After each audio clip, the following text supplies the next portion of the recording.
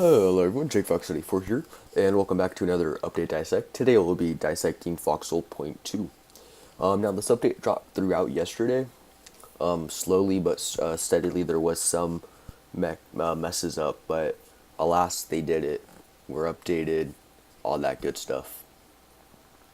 So now without further ado, let's kind of get into it. Now this is actually about the same size. I think it's a little bit smaller than the normal ones. But we don't have as much new content. But we do have more like bug fixes than normal, I would say. So the first one, as you can see, is the bayonet. New item, the bayonet, a blade that fixes to the muzzle of a rifle. Also, allows the wielder to perform a ranged melee attack. Now, I have not had the chance to play with the bayonet yet. I hopped on for a little bit just to like test out some of the new stuff they put in. I have not had the chance to play with the bayonet yet. I know the hugest question is it a plug bayonet? Kind of like how it was in the Napoleonic times. And looking from it, as you can see, I think the answer is clearly no. It is not a plug bayonet, so you can still fire a rifle if the bayonet is equipped. But I have not been able to test this personally, so don't quote me here. So that's kind of the biggest one now because of the bayonet. Now, the biggest one was a game balance. The default melee attack damage is now decreased by 50. Ooh, sorry guys, kind of tired. Ooh. It's not decreased by 50. So we'll kind of get into that. So other gameplay features and changes. We now have support for 140 player per servers, which is amazing, up from 120. Reviving a player now grants XP, so medics, you can now get XP in combat. Kills and stuff still do not grant XP, I believe. You still just get it from scrapping and refining, now reviving, and I believe manufacturing as well. Azimuth is now shown on the HUD for field artillery drivers, which is huge. I don't know how many of you guys played it, have actually done artillery, but it was always a pain where you'd be like, 2 clicks left, you look, fire, miss, 2 clicks, 2 more clicks left, fire, miss. All right, so you go, it was just wasting shells. I know why they did it, because obviously artillery, firing an artillery gun is not an exact science. I mean, you have to, actually it is an exact science. So anyways, they added the azimuth, so that's awesome. Makes it easier for spotters and everything. No more doing trigonometry and whatnot anymore. Now the next, I think we'll have. Ooh, sorry, I'm really tired. I think that one, to have an azimuth on artillery, that is going to be huge now. Mainly because you're going to allow for effective. Really, you're just going to have for effective artillery firing. So I think I can already see it now of just having it lined up where you have like 15, 16 batteries. That's a little overkill, but you have 16 batteries just lined up on a town hall, and they all land perfectly because they have the azimuth. It's going to just make it way more accurate. Just ignore that. Squad locks on enemy vehicles no longer prevent access to any kind. So, which is really nice, because that kind of meant when you were going to raid enemies, you really couldn't. If you're going to raid an enemy vehicles, you really couldn't if it was squad locked. So that was a real hassle. There could have been like 500 BMATs in that truck, long abandoned, but you can't access it anymore because the enemy had it squad locked. Now the other one, squad locks on vehicles are automatically relinquished after 2 hours of inactivity. Now my question on this one is, if the vehicle itself doesn't move for 2 hours. Okay, now this is kind of my question for the devs.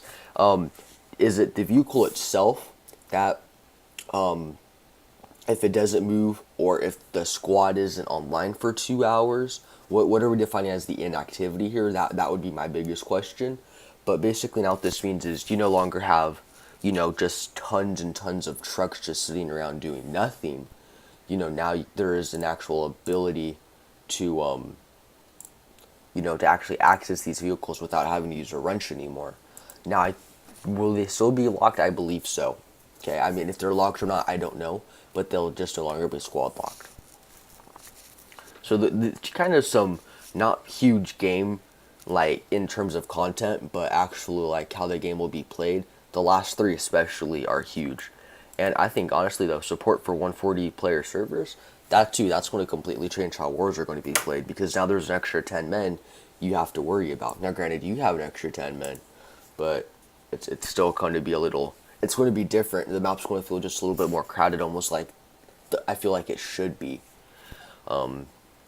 Now, moving on to game balance now. Stockpile assembly time reduced by 30% on all items. I'm not going to lie, I hopped on. It's so much nicer. Especially, like, I've really noticed the change on pulling, like, HE grenades and, like, satchels. I've noticed the change. Oh, God, it's nice. I'm no longer just kind of waiting there, you know. It's like, and it does. I definitely noticed that 30%. Base smack, basic material assembly quantity increased from 10 to 20. Refined material assembly quantity increased from 10 to 20, and fuel assembly quantity increased 5 to 10, and then explosive material assembly quantity increased from 3 to 5.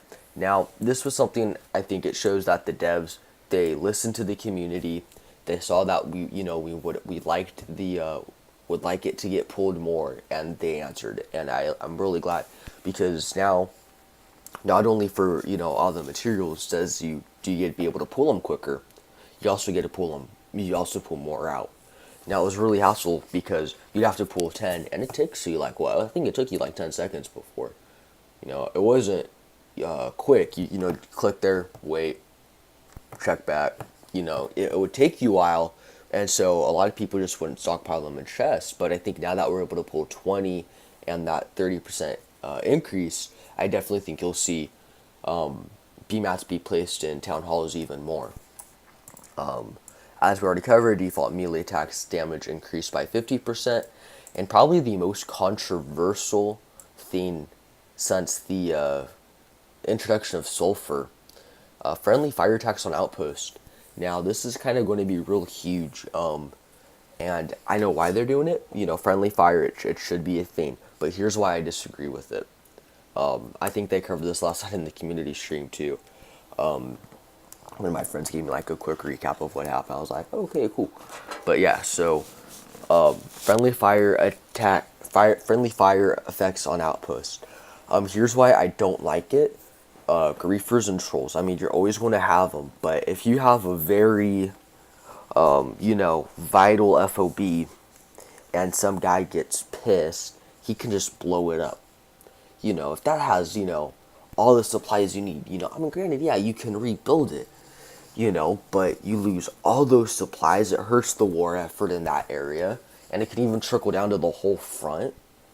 I know why they did it, but especially since I think a lot of people have been building them in the middle of roads lately, or that's the other thing I really want to talk about is where you place FOBs right off the road, not directly on the road, off of the road, right off the road. Okay, I'm not saying you have to be 50 meters off the road. 5 meters off the road is plenty fine, guys. Okay, but don't place it on the roads. And same thing for gates, guys. Okay. Oh God, I've been having gates that will be literally placed halfway off the road, halfway on the road, with walls blocking it. It just makes no sense. And don't put walls on the road. Okay, that's where the gates go. Okay, so please and thank you. But yeah, I think we might see, with the mines, we're just going to have griefers and everything. Now, I think hopefully if you intentionally, now I mean granted accidents do happen, but I think if you're shelling a friendly outpost, like, you should automatically be kicked. We're, restricted from using weapons if you, destroy it or something. There should be a considerable, if that is destroyed due to friendly fire, it should be a very considerable punishment, I think, to help, discourage it. Because I just don't want to see, everybody build this outpost, it'd be a vital outpost, and then it gets destroyed, Okay, so moving on. Map playlist. Servers rotate to a new map automatically. So that's going to be nice. They're not, seeing the same apps with, on the, the same servers on the same, map, which will be pretty nice. Added a button for searching for region-specific servers, because Foxhole has seen a boosted population all over the world. I think there's 3 Chinese servers, 1 Asian server, so 4 Asian servers, I guess, in total. 2 German servers, I believe, and then like 1 or 2 European servers. There's no servers for Africa or South America that like specifically for those regions. Initial support for localization to other languages. So I believe I can show you guys in a minute. I'll hop in and kind of show you what this all looks like. Just ignore my parents arguing in the background.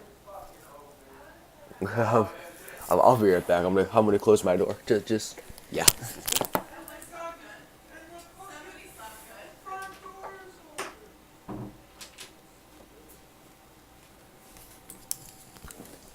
Sorry about that, guys. I'm just leaving that in. I don't care.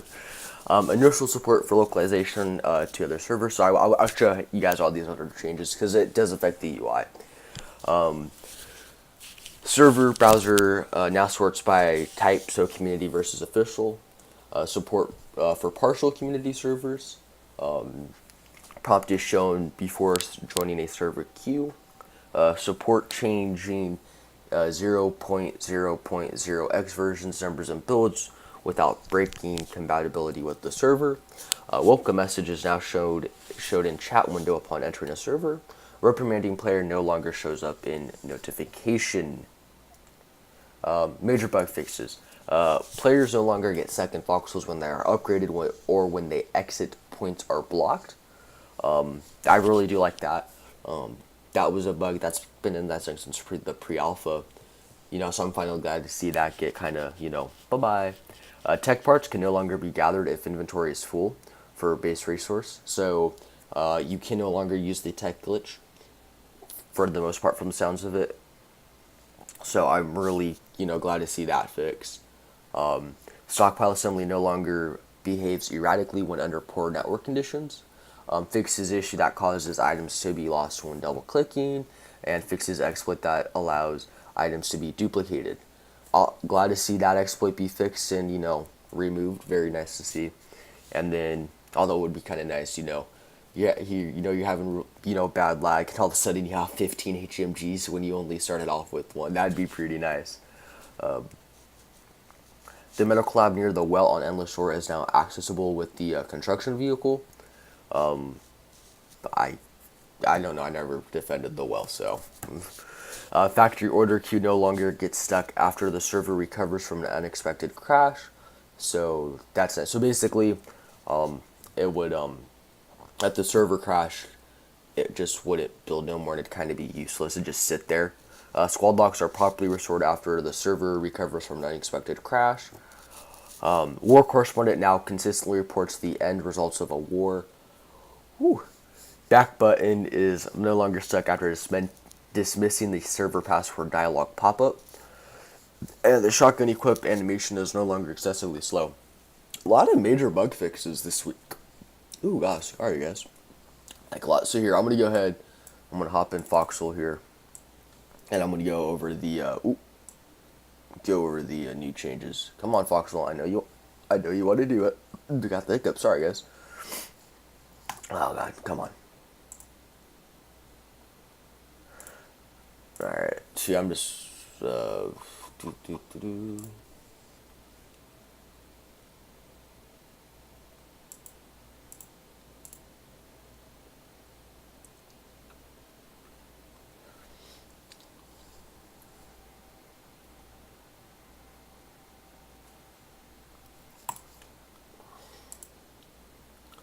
Ooh, come on. You can do it.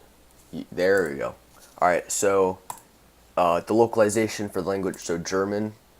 I don't speak any German, but the buttons at least somewhat. And then, yeah, hopefully this is the back button. Good.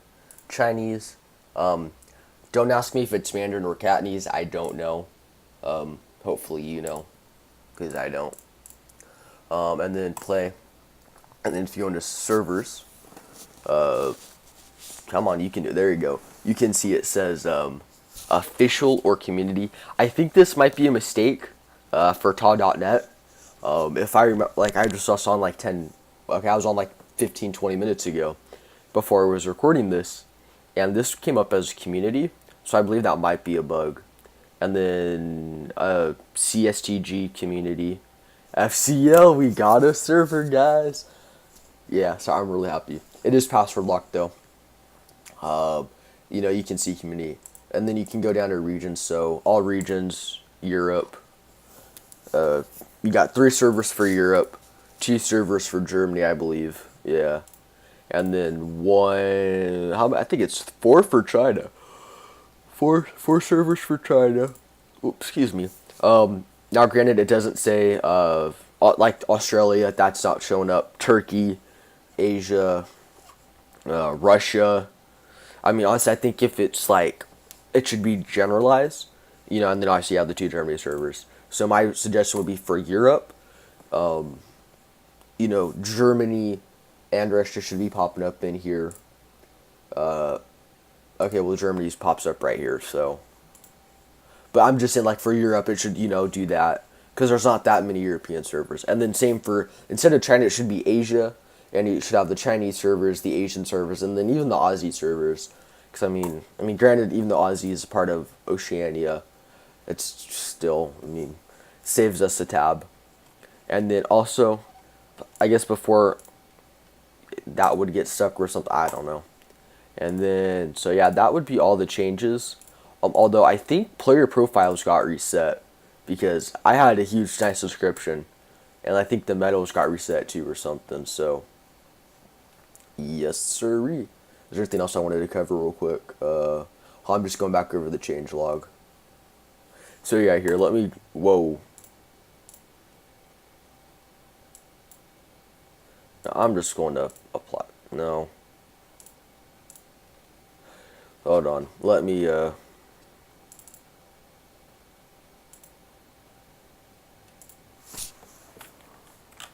never mind. I'm not going to do that. I don't want to give out that password, and I'm not going into another server. So, anyways, I've been Jake Fox 84. Thank you for watching, ladies and gentlemen. Have a great day.